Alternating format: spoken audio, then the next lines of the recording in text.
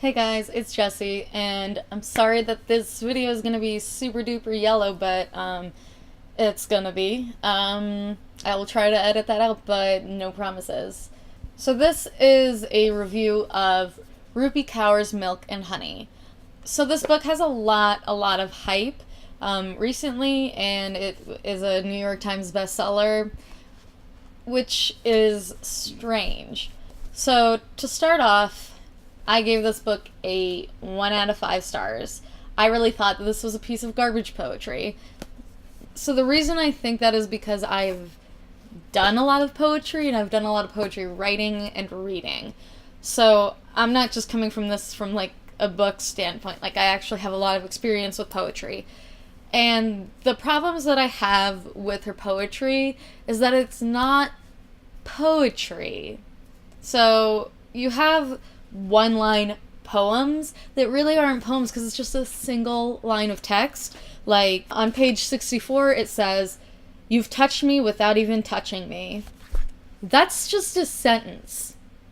She does have several pieces of prose poetry in here. My personal favorite being on page 88. She says, "The woman who comes after me will be a bootleg version of who I am. She will try and write poems for you to erase the ones I've left memorized on your lips, but her lines could never punch you in the stomach the way mine did. She will then try to make love to your body, but she will never lick, caress, or suck like me. She will be a sad replacement of the woman you let slip. Nothing she does will excite you, and this will break her. When she is tired of falling apart for a man that doesn't give back what he takes, she will recognize me in your eyelids staring at her with pity, and it'll hit her. How can she love a man who is busy loving someone he can never get his hands on again?" So there's these moments of brilliance within the book that are like, great, they're very good. But for the most part, most of the book is very like, what the McFuck? Because it's like tweet poetry, which is not poetry. It's like she's just writing simple, vague sentences that are clearly about someone. This book is very clearly personal, but it's not poetry.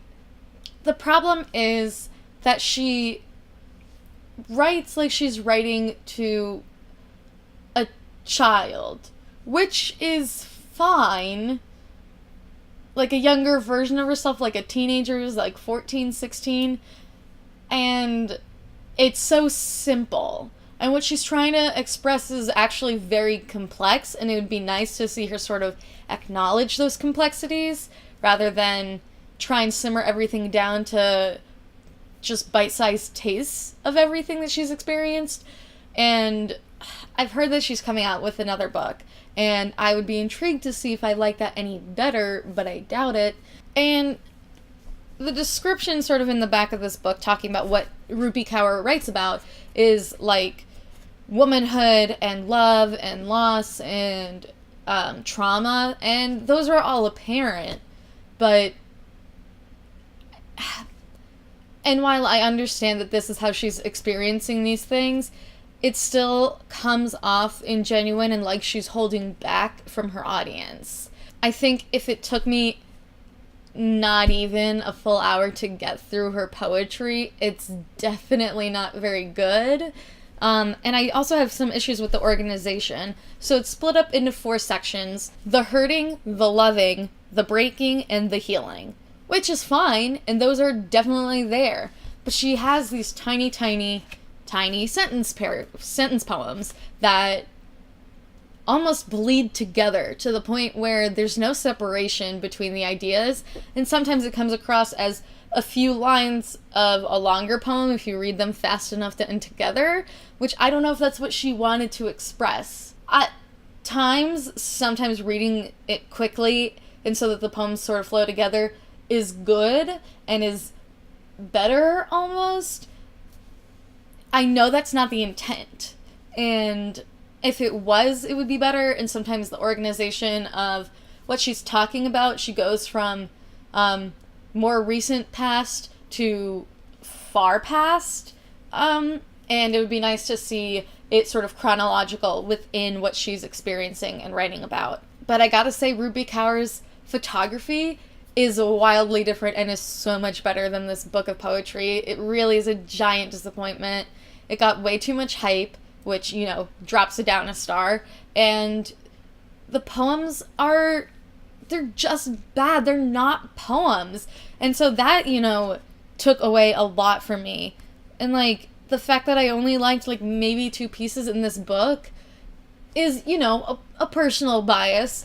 But I really only think there might have been, like, 3 decent pieces in this book.